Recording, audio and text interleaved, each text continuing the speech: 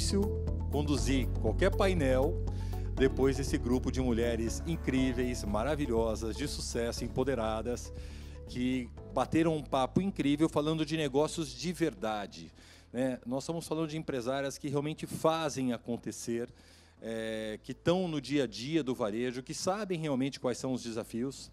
Então, quero agradecer, parabéns, Ana, pela condução, o painel foi maravilhoso. Encerrando o nosso Expo, a gente resolveu trazer para você, lojista, que atua nesse segmento do mercado infanto, juvenil e bebê, um pouco mais de informação. Ao longo desses dias, a gente deu alguns spoilers do tamanho do mercado, enfim, mas hoje a gente vai ter números oficiais. Eu estou aqui, eu vou apresentar para vocês o Marcelo Prado. O Marcelo é o presidente do IEM. O IEM é um instituto de inteligência que apoia todo o varejo há muitos anos, com informação, com dados muito bem tratados. A gente vive numa era que a informação é o novo petróleo, né? O valor está na informação. Então, é importante a gente saber quais os números desse mercado para o qual a gente trabalha todos os dias e tem os nossos empreendimentos.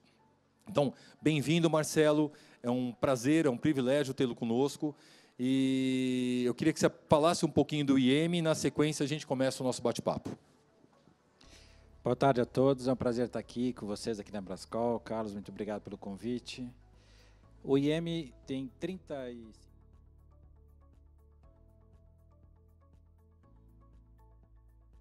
junto com o mercado. E hoje a palavra-chave para nós é ter informação rápida, atual, diversificada, num mundo que deixou de ser um mercado de massa para um mercado de nichos. Então, hoje, nossa quantidade de informações, segmentações que elas possuem, é onde a gente está conseguindo ver mais valor para ajudar nossos clientes na tomada de decisão.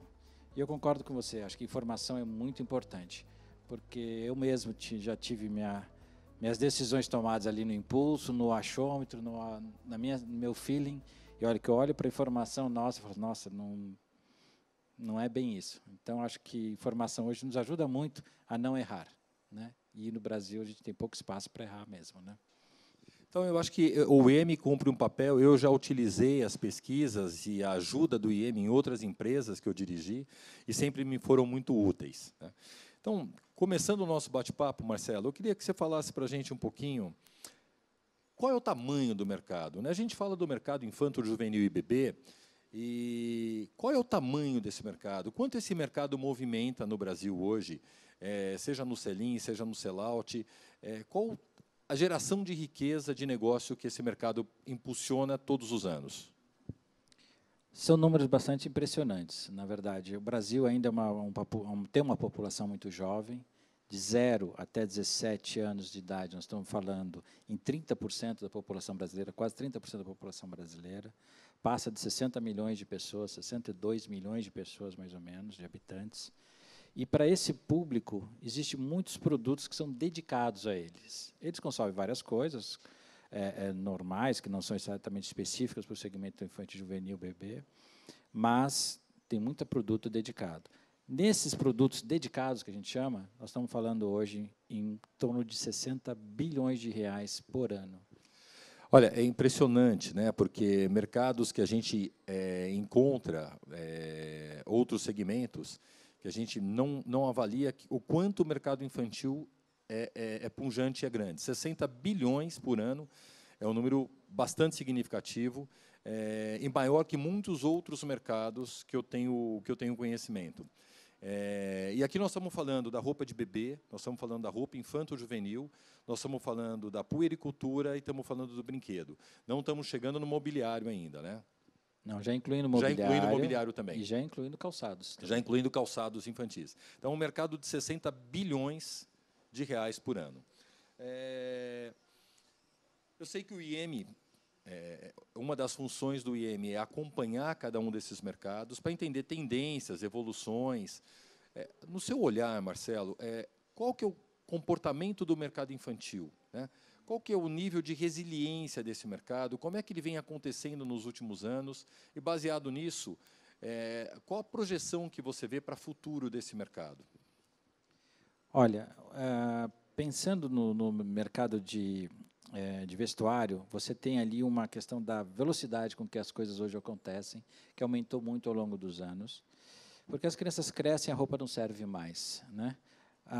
No móvel, a mesma coisa, você sai do berço, vai para a cama infantil, uma pequena cama, depois algumas famílias até já pulam direto para a cama de solteiro, né? Mas tem esse passo a passo. E uma grande preocupação que sempre tivemos com relação ao mercado infantil é que a população brasileira estava envelhecendo, está envelhecendo. Mas, ao mesmo tempo que nós estamos tendo menos filhos nas famílias, as famílias hoje estão investindo muito mais nos seus filhos.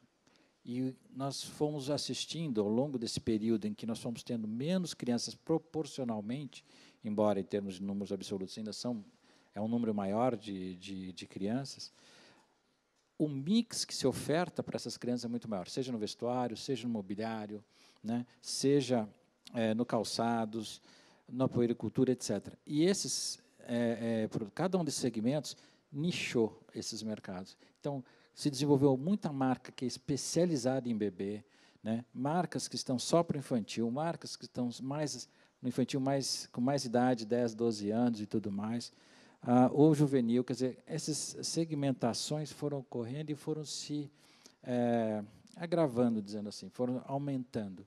E isso foi ampliando, inclusive, a oferta de produtos, e os pais, por terem menos filhos, estão investindo mais nessas crianças. Numa situação como a da pandemia, por exemplo, cai muito menos o mercado de roupa, por exemplo, de infantil, do que de roupa em geral. Porque passou um ano, a suéter que a criança usou no ano passado, no inverno, não serve mais esse ano. E a mãe não vai deixar a criança passar frio. Então, tem esse lado funcional da roupa, né, que pesa muito dentro do infantil, mas não é só para ela. Uma série de questões também. A criança, às vezes, ela é prioridade dentro da família, no consumo da família. Então, se aperta muito o cinto. A mãe aperta o cinto para ela própria, para o marido, para os pais e tal, mas para a criança, não, né? Ela procura aliviar esses momentos de situação um pouco mais difíceis para as crianças. Então, tem esses lados. Em compensação, também, quando reage, ela não caiu tanto, ela não vai crescer tanto quanto o adulto, por exemplo, numa retomada como a que nós estamos vivendo hoje. Você está comentando e eu estou exatamente fazendo um filme na minha cabeça, Marcelo. Eu lembro que, quando criança, meus avós, enfim, as famílias tinham mais filhos, né? E cada vez mais a gente vai para uma família média, acho que entre 2 e 1 filho, 1,5, 1,6. Acho que o número de nascimentos no Brasil hoje é por volta de 2,7 milhões. Já é menor que 2, exatamente. 2 não, é um casal, na verdade a gente fala de progenitora, né? Estatístico não é muito educado. Então, assim, uma mãe não gera mais 2 filhos. Então, por isso que a população está envelhecendo, porque você não repõe totalmente a população. E naquela época era comum que, por uma questão financeira, né, o preço da roupa proporcional também era mais caro. Era um pouco para cada. Eu tinha que cuidar de 4, 5 filhos, era uma roupinha para cada um sapato para cada um. Hoje, como eu tenho um só, eu acabo gastando muito mais com esse filho, mimando muito mais e investindo muito mais, o que para o nosso segmento é muito bom. E esse componente necessidade, eu tenho um neto hoje de quase 3 anos, e exatamente isso, você compra, dali 4, 5 meses, o sapatinho não entra mais no pé. Então, no momento de aperto financeiro, você pode até restringir o gasto dos adultos, mas a criança, por uma questão até de necessidade e por uma tendência dos pais de privilegiar os filhos, acaba sendo um mercado que se torna muito mais resiliente. E isso faz com que você, lojista, que atua nesse mercado, possa investir com muito mais segurança, com muito mais tranquilidade, porque nos momentos de crise, esse mercado ele se mantém muito mais forte. Você falou uma coisa interessante, Marcelo. Ainda nesse movimento da mudança comportamental da criança, porque, volto a dizer, né, quando eu era criança, lá no interior, 10 anos de idade era criança. Né? Hoje em dia, não. Você é criança até 3 anos de idade. Você começa a adolescer hoje em dia, o adolescente ou o aborrecente, né, que não me escutem, mais cedo.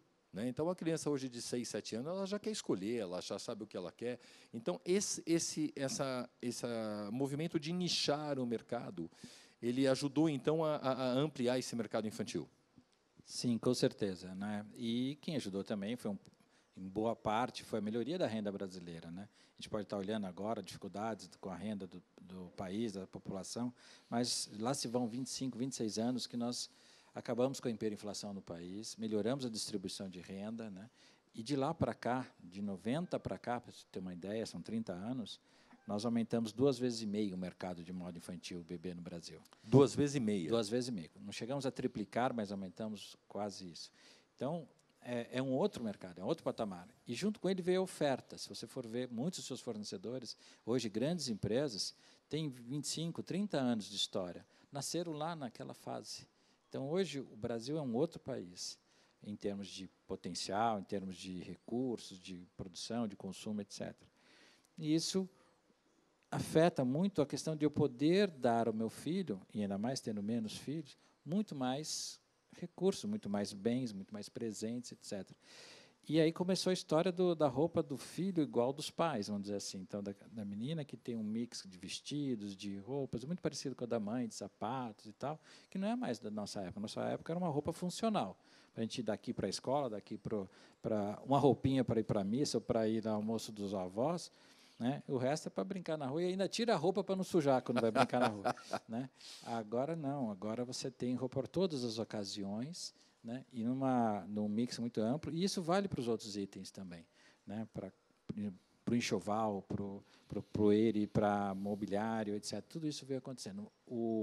Colchões, hoje se desenvolveu vários tipos de colchões específicos para esse mercado, né? E são produtos que ainda estão desenvolvendo, e a tendência é aumentar ainda mais a oferta de itens dedicados a esse grupo. Marcelo, eu sei que o IEM, e consequentemente você, acompanha também muito a indústria, né, de todos os segmentos, inclusive a indústria infantil. Eu sei que você atende algum dos nossos fornecedores, enfim. Eu poderia afirmar, seria assertivo da minha parte dizer que, além do aumento da renda do brasileiro, a tecnologia, a competência da indústria nacional ao longo dos últimos 20 anos, fez com que o produto ficasse melhor e mais acessível? Com certeza, em todos os sentidos, né? Treinamento das pessoas, organização dos sistemas de produção, ganhos de escala na produção, a introdução de tecnologias dentro do processo, vamos dizer assim, a indústria 3.0, para a indústria 3.0 nós não devemos nada. Hoje nós temos máquinas automáticas, temos sistemas, a gente fala na indústria de vestuário, as 4 etapas que foram sendo computadorizadas, né? A parte de desenvolvimento, encaixe, corte, costura e tudo mais, tudo isso veio ganhando tecnologia nisso, e hoje vocês estão vendo os fornecedores, o maquinário, que daí a evolução foi muito grande. E, principalmente, o treinamento e qualificação de mão de obra, que hoje, inclusive, é uma demanda da indústria, até para essa retomada. Polos confeccionistas do Brasil hoje, eles estão procurando pessoas para trazer de volta para as linhas de produção, para fazer frente a essa retomada que nós estamos assistindo agora na indústria e que deve se manter com muita força até o final do ano. Então, eu posso acreditar que a gente tem hoje, sim, uma indústria nacional para o segmento infanto, juvenil e bebê competente e capaz para fazer frente a qualquer outro país no mundo. Com certeza. Intrafábrica, né, ainda mais. E com uma cadeia produtiva toda ela conectada, né, toda ela integrada, porque nós temos fiações modernas, tecelagens modernas, fábricas de tecidos de malha moderna. Muitas dessas fábricas nas grandes empresas estão integradas. Hoje temos processos de acabamento automatizados ou com muita tecnologia avançada, com baixo consumo de energia, baixo consumo de água, etc. Toda essa modernidade chegou no Brasil e chegou junto com esse desenvolvimento que nós tivemos ou durante o Plano Real, pós-inflação, etc., como a gente quiser falar. Toda essa tecnologia, toda essa evolução veio e trouxe para nós um outro patamar. Somos hoje uma das 6 maiores indústrias produtoras de roupa do mundo. Então, não é pouca coisa. O fato é que nós estamos muito concentrados para a produção no Brasil, para abastecer o mercado brasileiro, e muito pouco para os mercados lá fora, por uma série de questões, passando aí por estabilidade de câmbio, que nós estamos vivendo nos últimos anos, até também a questão de custo Brasil e essas outras coisas. Eu não sei de bate-pronto, talvez você não tenha o número, porque você vive de números e cabeça não cabe tudo também, né? Mas o tamanho dessa produção em peças nacional do segmento, você tem ele? Tem em torno de 1,3 A IME tem bilhão, tudo. O IEM tem tudo. 1,3 bilhões de peças por ano fabricadas no Brasil. 1,3 bilhões de peças produzidas no Brasil. Só para moda infantil e bebê. E acho que vocês acompanham também como que essa produção de 1,3 bilhões, que vai se transformar na ponta em alguns bilhões de... Só o vestuário, você comentou comigo, 40 bilhões, né? 40 bilhões. Como que ela está distribuída? Quais são os principais canais que fazem essa mercadoria chegar ao consumidor? Nós tivemos uma transformação bem significativa nos últimos 20 anos nos canais de varejo. Antigamente, nós tínhamos a predominância do pequeno varejo, multimarca, espalhado pelo país, pelas pequenas cidades, e nas grandes cidades, em poucas grandes cidades, uma concentração maior de shoppings e lojas de grande superfície. E nos shoppings, você sabe, performam bem, conseguem se remunerar bem, monomarcas, redes especializadas. Nos últimos 20 anos, esses shoppings se espalharam, as redes monomarcas se espalharam e hoje são o principal canal do segmento infantil. Não é assim na roupa adulto, não é assim para a roupa em geral, mas é para o segmento infantil. Então, hoje, as grandes marcas têm também seu canal de distribuição próprio, de redes franqueadas e tudo mais, e já junto com o varejo puro, né, que a gente fala, o varejista puro, que tem sua própria rede, juntos já formam o maior canal. O segundo, hoje, é o multimarca. Tá. Os magazines estão nessa primeira etapa? Os magazines cresceram proporcionalmente mais que os demais, vamos chamar assim, varejo de grande superfície, né? Porque o vestuário infantil tem uma performance muito boa também nos hipermercados, né? Supermercado quase não vende esse tipo de produto, mas os hipermercados, né, quando ganha metragem, né, estamos falando de lojas acima de 5.000 metros quadrados, aí você já entra muito a roupa, e a roupa do infantil tem uma bela performance junto com a moda íntima, né? E temos também as lojas de departamento especializadas, que vendem eletrônicos, brinquedos, outros produtos, e também vendem roupa, né? Esses canais, todos eles juntos, mais os magazines, somam 41% de toda a venda de roupa no Brasil no varejo físico, né? Metade disso, um pouquinho mais da metade disso, são as lojas de grande superfície, mas especializadas em moda. A gente chama lojas de departamento de moda. Né? Estamos falando de Renner, Riachuelo, Marisa, Pernambucanas, para o nosso cliente. Esse é um ponto importante, né? Um dos principais motivos do Expo Brascol Digital, e a gente pretende que isso se transforme num programa muito mais completo, é ajudar você, pequeno e médio varejista, ao redor de todo esse país, né, nos mais de 5.560 municípios, a sobreviver, a crescer, a ter um negócio rentável, produtivo, próspero, frente a esses desafios. Porque a disputa hoje ela vem acontecendo com as redes de franquias monomarcas, porque, por algum motivo, e sem mérito de valor, nem porquê, os grandes shoppings, as grandes administradoras de shoppings têm uma preferência por monomarcas, por franquias, e não por multimarcas. E os magazines, com todo o poder que tem de capital, de investimento, de profissionalismo, vêm modulando as suas lojas para acessar cada vez mais cidades com menor população, né? Eles vêm adaptando as lojas. E, por outro lado, a gente teve aqui em outros painéis alguns comentários que são bastante pertinentes. O lojista local ele tem uma moeda, ele tem uma vantagem, ele tem um valor muito grande, porque ele conhece pelo nome, ele conhece a história daquele cliente, ele sabe qual a idade do filho, ele tem um nível de informação que esse varejista que chega na cidade, de fora, essa grande rede, não tem.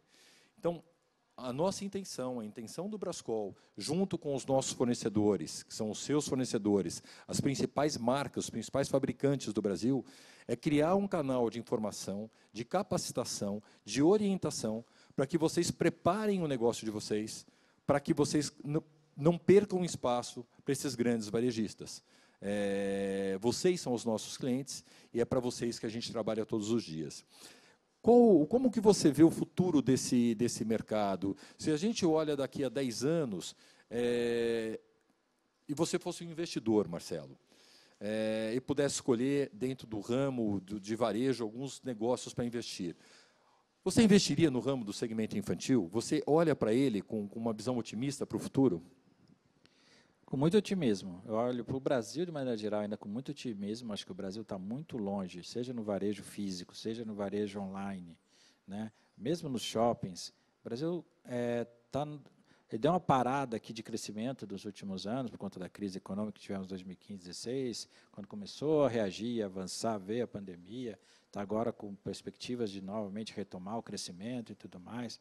Nossa projeção, inclusive, até para você ter uma ideia, é que em 2023 nós vamos bater o recorde de vendas de roupas infantis e bebês no Brasil até então. O nunca antes desse país deverá acontecer em 2023. 2023, ó. Notem lá. Está quase lá. E me cobrem, mas quando você tem errado. Mas pode, essa é a nossa perspectiva, né? A gente estava já bem pertinho de chegar nesse recorde, recuou em 2020, 2021 vamos voltar quase ao Nosso recorde hoje, o nosso maior número no Brasil? 44 bilhões de reais sem corrigir por inflação. E a gente espera em 2023 chegar em 46, 47 bilhões de reais só no vestuário, né? Na linha de completando todo aquele mix que nós estamos falando, incluindo a parte de decoração e tudo mais, chegar beirando aí os 70 bilhões de reais. 70 bilhões de reais todo o segmento. Exatamente. Então é um segmento que vale a pena investir. Eu investiria e não tenho preocupação com relação ao pequeno varejo multimarca, que perdeu terreno nos últimos anos, mas a própria pandemia, eu acho que ela foi um gatilho para mostrar, que a gente já falava um pouco antes dela, que era a vez do multimarca. Ele precisava se reinventar, se reorganizar, mudar um pouco o modelo de seu negócio, mudar um pouquinho do seu modelo de negócio, mas agregando serviços, etc. E acho que a pandemia trouxe para eles um valor percebido junto aos consumidores, que na retomada a gente viu o carinho que as pessoas do bairro têm com a loja do bairro, têm com os lojistas do bairro, com esse relacionamento. Então, acho que o pequeno varejista, inclusive com porta a porta, né, que cresceu bastante, cresceu tanto quanto a internet em 2020. A internet aumentou 60%, 70% no geral, na roupa infantil foi mais do que isso ainda, e o porta a porta foi junto. É interessante isso. Então, cresceram bastante, e eu acho que surge um horizonte bastante positivo para o pequeno varejo multimarca, mas tem sim que pensar no relacionamento, no serviço, no entorno, na convivência e na conivência com os moradores do bairro, da região. Marcelo, você trouxe o turbante, bola de cristal, não? Porque tem uma série de pessoas aqui, nossa audiência, com uma pergunta que eu acho que você vai precisar do turbante da bola de cristal. Brincadeira, mas eu acho que as informações que você tem nos ajudam. O que a gente pode esperar para o segundo semestre de 2021? Então, eu acho que 2021, o segundo semestre, é exatamente a data da retomada, da virada, né, do crescimento. A gente estava estudando alguns estudos que tem sobre como vai ser a pandemia, todos os cenários estão postos aí à frente.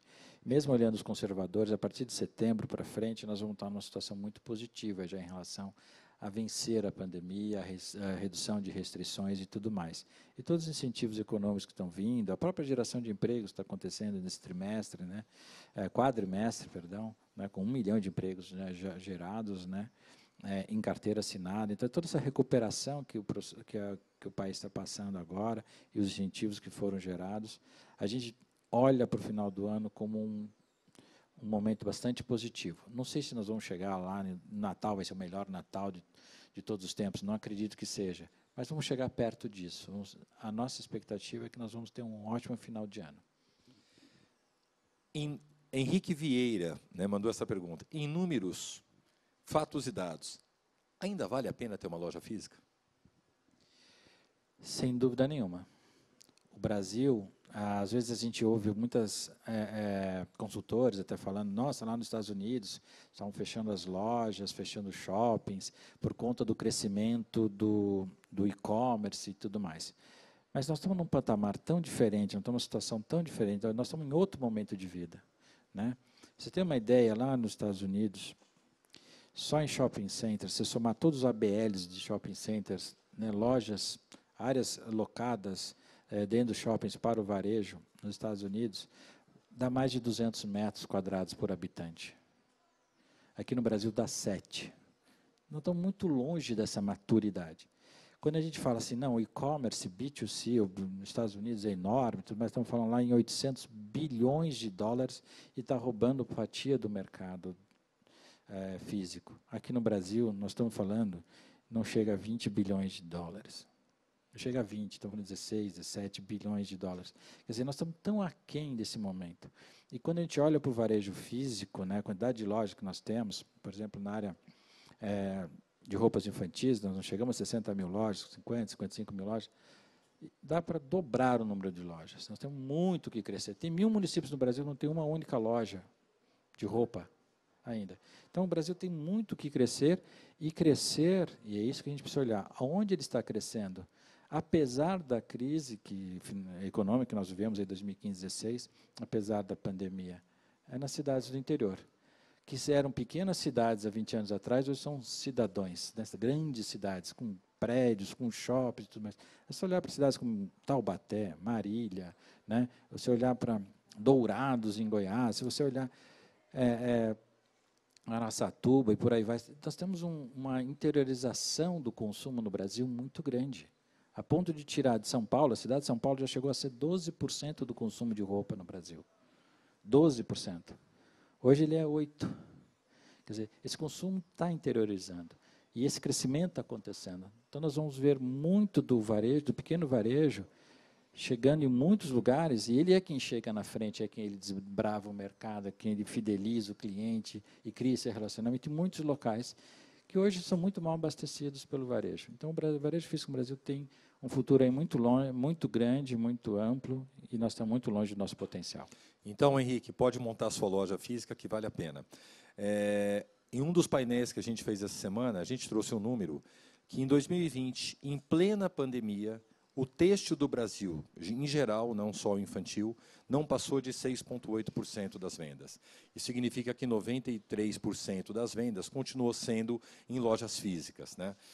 Isso em plena pandemia, com varejo fechado. Então, numa época normal, eu sou um defensor da loja física, o que não significa que o lojista, pequeno e médio varejo, não tenha que se digitalizar, aumentar os pontos de relacionamento com o seu cliente.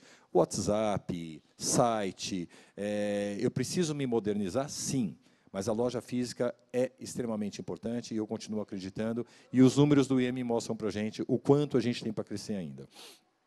Quando a gente fala de segmento infantil de um modo geral, moda bebê ou moda infanto-juvenil, eles caminham juntos ou algum segmento nesse momento está com uma atração melhor, está crescendo mais?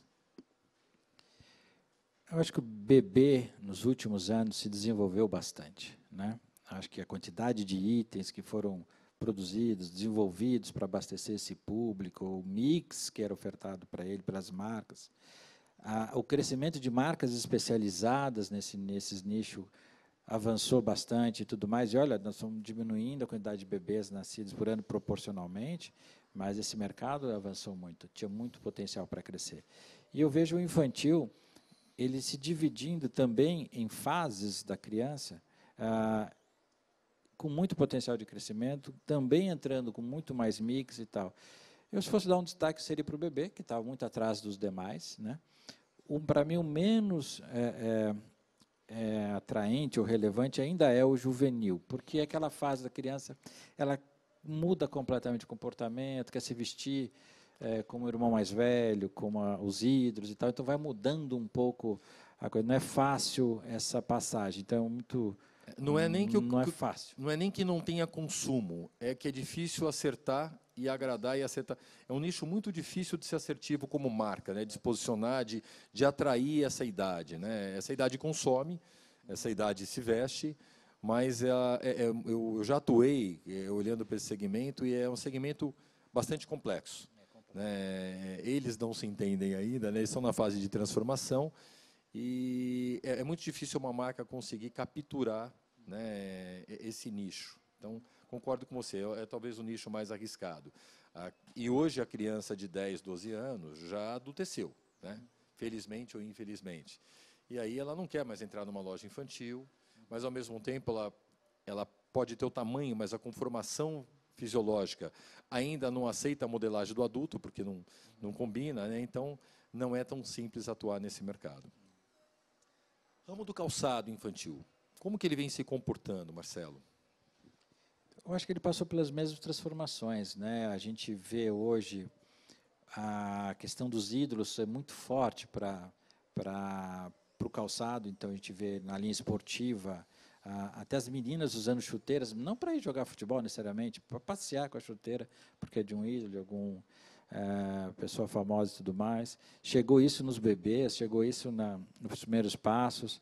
Quer dizer, também um crescimento muito grande de itens especializados, cada um dedicados a determinados nichos, com determinadas características, né?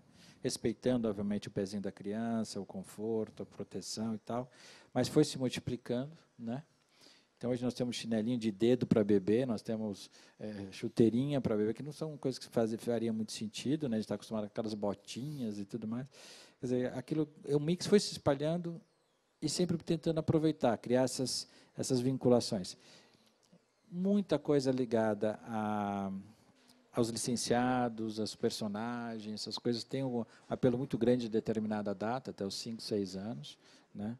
E têm sido muito bem aproveitados isso, né? A gente viu sucessos no calçados infantis fantásticos, como aquelas tênis que acende a luzinha e tudo mais, aquele que patinava. Que né? patinava, aquilo foi uma febre. Quebrou o braço de um monte de gente, os fabricantes tiveram que dar uma recuada, como é que eu seguro isso? Foi uma febre e tudo mais, mas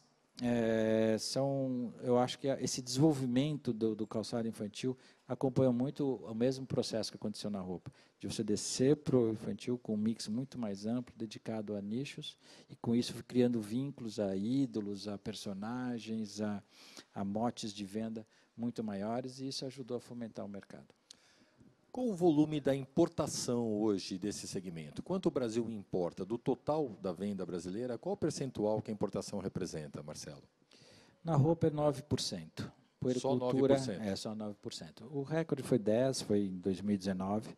E agora, para esse ano, por exemplo, a gente não vê uma reação, né, da importação, até porque nós temos instabilidade ainda no câmbio, né, porque para a importação crescer, né, ela se motivar, se desenvolver no Brasil, precisa de câmbio estável, em primeiro lugar. Aliás, antes disso, consumo crescente, para você poder planejar uma compra relevante para poder importar. Então, você precisa confiar no consumo ali na frente, ou até, às vezes, na virada do ano ou no próximo ano.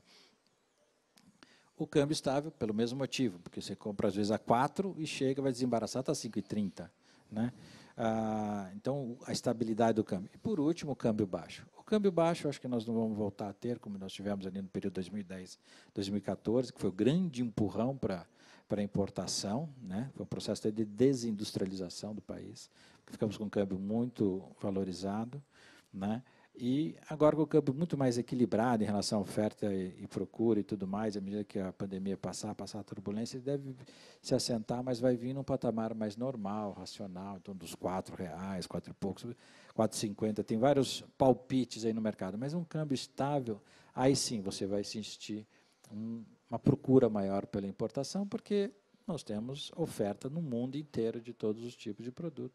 E você pode, às vezes, trazer alguma coisa para completar seu mix. Mas é muito mais para complementar o mix do que substituir a produção nacional, que ela é muito forte, rápida e diversificada. A indústria nacional ela tem essa grande vantagem, né? Ela, além de competente e forte para esse segmento, tanto do calçado quanto do vestuário, a gente tem polos incríveis no Brasil, né? Com ecossistemas que funcionam muito bem. Ela te demanda menos risco, você consegue trabalhar com prazos mais curtos, com mais velocidade, diferente da importação, que você tem que pensar com um ano de antecedência e tomar muito mais risco no planejamento. Né? Puericultura. Puericultura é um ramo que a gente ainda demanda muito da importação? Ainda demanda muito, tem uma parcela muito alta para determinados tipos de produto, principalmente cadeirinhas para automóveis, tem uma gama grande de produtos, o mix é muito amplo, e para vários desses produtos tem uma participação de importados bastante forte. Tem marcas, inclusive, que vivem exclusivamente de importados. Ainda assim, temos grandes produtores no Brasil, tradicionais produtores no Brasil, que complementam esse mix e suprem o mercado de uma maneira bastante relevante também. Não é só importados, mas, dado a variedade de mix e de ofertas externas, a gente tem muita importação. Marcelo, eu queria te agradecer bastante. Eu acho que a nossa conversa foi extremamente rica. Eu acho que você, nosso lojista, nosso varejista ao longo desse Brasil todo, sai daqui com uma série de insights, de informações, mais importante, pautado em inteligência, pautado em análise de dados, pautado no instituto que há 35 anos acumula informações, tabula e estuda e analisa para transformar isso em informações relevantes. Né? É um estudo extremamente sério, a maioria das grandes empresas utiliza, e a gente está trazendo para vocês, né, esse bate-papo com o Marcelo Prado, para que vocês avaliem o quão bom, o quão pujante, o quão resiliente é esse segmento, que aos olhos aqui do Marcelo, e a gente vai cobrar dele depois, deve ter o teu ápice novamente em 2023, e daqui para frente, a partir do segundo semestre, a gente deve ter um movimento crescente, segundo semestre de 21, 22, 23, a gente retoma o crescimento, e a gente tem um Brasil enorme, vários municípios que ainda não têm uma loja, e lojista está na hora de se abrir a sua filial, né? Descobrir quais são esses municípios e abrir a sua filial, expandir, porque o varejo local, o varejo de vizinhança, o Brasil é um país que tem um grande varejo. Um varejo consolidado, um mercado doméstico muito grande, são 210 milhões de habitantes, alguma coisa por volta disso.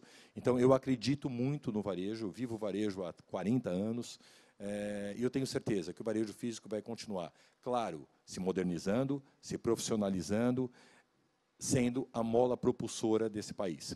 Marcelo, suas considerações finais sobre o IMI, sobre alguma informação que você queria deixar conosco? Bom, eu queria deixar só uma dica, né? Alguém que perguntou aqui para nós, Henrique, né, que queria abrir uma loja.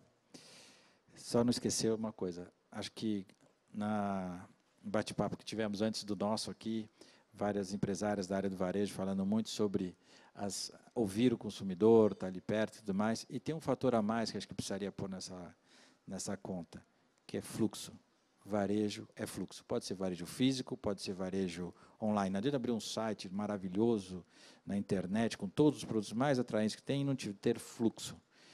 Na loja física, a mesma coisa. Então, a escolha do ponto, aonde estar com a loja, né, para você poder absorver o fluxo certo, correto, a cercania, quem está junto com você, se traz para aquele ponto as pessoas com o perfil correto, que podem comprar o seu produto, estão buscando aquele momento de compra, né? Não adianta você abrir do lado de um monte de serraria, de loja de pneu. Aqui tem muita loja, mas tá vendendo autopeças, quer dizer, não é para modo infantil.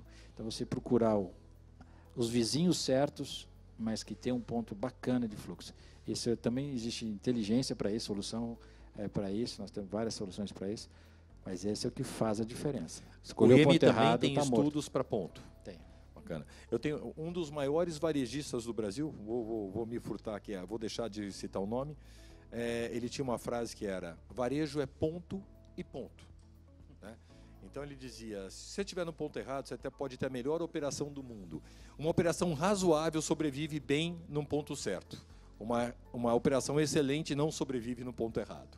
Então, essa última dica do Marcelo é fantástica, espetacular. Para o varejo, a localização é extremamente importante. Tão importante quanto a escolha do mix, a curadoria, quanto a sua dedicação. É exatamente isso. É isso, muito obrigado. Obrigado por Marcelo, estar aqui com eu quero agradecer, foi extremamente rico. Obrigado. A gente está chegando ao fim, né, desta edição do Expo Brascoal Digital. Esperem, aguardem. O nosso time está preparando muita coisa para o segundo semestre. Eu queria, antes de encerrar, agradecer todo o nosso time interno de marketing, todo o nosso time de digital, todas as pessoas que se envolveram na realização desse evento, com muito carinho, com muita dedicação, para que a gente pudesse levar todas essas informações relevantes até você. Todo o material que a gente produziu aqui vai estar disponibilizado nas nossas mídias digitais, Instagram ou nos nossos canais no YouTube. Então, você que não teve a oportunidade de assistir todos os painéis, ou quer recomendar que a sua gerente da loja, que a sua vendedora se capacite, tenha mais informações, oriente ela. Vai lá no nosso YouTube, todos os vídeos vão estar lá disponíveis para você assistir no conforto da sua casa, no momento em que você preferir, tá bom? Muito obrigado de coração. A Brascol, com os seus 11.000 metros quadrados de instalações, está à sua disposição, com o maior portfólio de marcas e produtos do Brasil, te oferecendo crédito e todas as condições para que você faça da sua loja um grande negócio e tenha muito sucesso. Muito obrigado, beijo no coração.